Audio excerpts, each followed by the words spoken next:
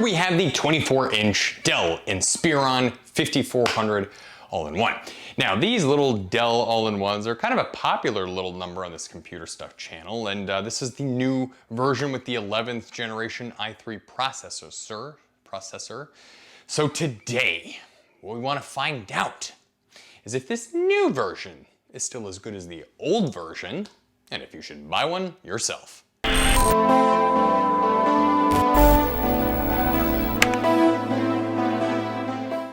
Let's get the specs out of the way really quick. 11th generation. People have been complaining about me clapping, so you know what? No more clapping the rest of this video, I promise. This model has the 11th generation i3 processor in it. It has a 256 gigabyte NVMe solid state drive, which is upgradable. I just clapped. And then it has 8 gigabytes of RAM. Now, all of that can be had. Oh, and it has a non-touch 1080p full high definition IPS display. All that can be had for about $650, depending on where you get it. Now, is that good value? And the answer, I think, is yes. So this thing is really kind of competing with like Acer's and like all-in-one, which is actually coming in kind of around the same price tag. And by all accounts, I kind of feel like this is one of the best low-budget all-in-ones that you can get right now. Sure, it's not the most powerful. In other words, it doesn't have the screaming, well, you know, that is at this price bracket, but of course you can get the upgraded processors, more storage, better graphics card, that kind of thing. But this particular one, if you're going for the $650 model, sure, it doesn't have all of the latest bells and whistles in terms of power, but it has just about everything you need on it to kind of get the job done, and in a very sort of nice, pleasant, elegant manner. Let's go ahead and just sort of break a couple of things down here really quick. So one, the screen tilts back and forth. It actually has some pretty good tiltage there. I don't know if that really does anything. It's got some good tiltage. I know that's a word. I looked it up in the dictionary. And it also has a set of pretty awesome speakers. So we're just gonna go ahead and click over to one of my favorite songs here, and I'm gonna play the audio because even though it doesn't translate from the microphone to your computer, people ask for it regardless. So yeah, anyway, here you go.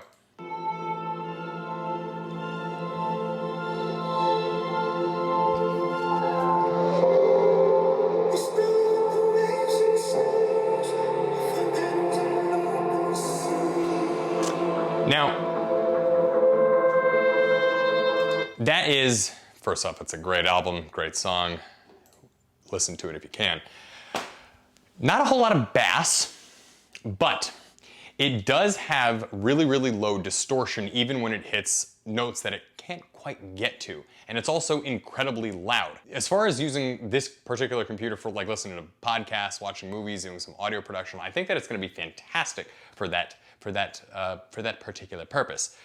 For example, the display on this thing. Again, 1080p, full high definition, non-touch, but in-plane switching, meaning the viewing angles on it are absolutely spectacular. It is super, super bright, super, super sharp, super, super colorful. It doesn't have fancy things like HDR or AMD Sync or anything like that on it, but it just is an all-around great classic panel. And as a result, what you're gonna be left with, like if you've got this thing sort of like sitting on your kitchen table or on your desk or in your dorm room, I think you'll have a good time just kind of sitting around this thing watching movies with friends or family.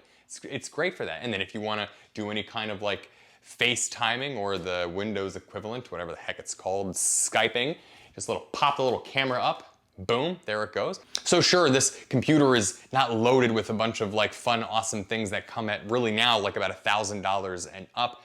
It is just sort of a good kind of clean, basic all-in-one. There's nothing really like too fancy about it, but it will do the job for productivity purposes. So those doing Word, Excel, PowerPoint, email, tons of internet tabs, like nonprofits or office particular or office-related business tasks, this thing is going to do the job just fine. You could probably do a little bit of light video editing, maybe like some compressed 1080. I really wouldn't recommend 4K. Then as far as audio production is concerned, you'd be able to do stuff like Fruity Loops and you know, all those other fun audio programs, except you might want to pull back on some of the larger effects. And then Photoshop, I think this will also do pretty good for that too, although you may want to, for any sort of audio, video, any kind of entertainment production photos, you will probably want to either upgrade the storage on this thing or get yourself a nice little external hard drive. And while we are on the subject of external hard drives, let's talk about input and output on this computer. I'm not gonna bother twisting it because it's like plugged in and I might get tangled in the cords and then like choke like a turtle getting trapped in a like one of those like six-pack things that cans come in. So anyway, on the back of this machine, you've got an SD card reader. It is full size, so a lot of people are really going to appreciate that that are in doing the photo or video stuff. You've got a headphone jack as well. You have 3 USB super speed ports. One of them you can charge from, and then you also have a regular USB port as well, which is a power on USB. Basically, you can have a device that sort of enables the computer to turn on from it. Got gigabit Ethernet. You have USB-C super speed. So those people that want to put like a nice big old thick like solid state external drive on there, or just like a massive like Plex library or something like that, you can do that no problem.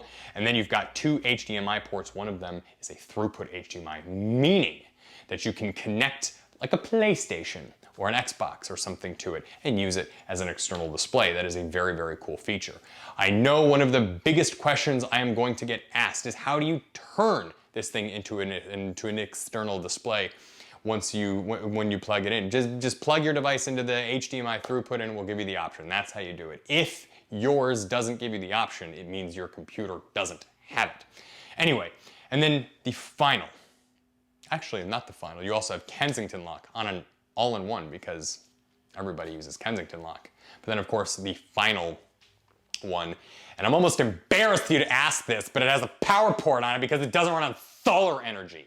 But that said, the I/O on this thing for a little basic, I'm really sorry about the clapping, I just can't help myself.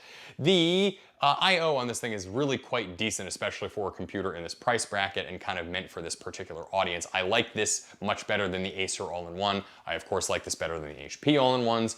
I just think this is one of my all-around favorite all-in-ones that you can buy right now. As far, again, in the price bracket, sub $700, $650-ish, productivity all-in-one. It's a really, really great one. I think the best all-in-one you can buy in like the planet is probably the iMac 24-inch right now, but for most people, obviously.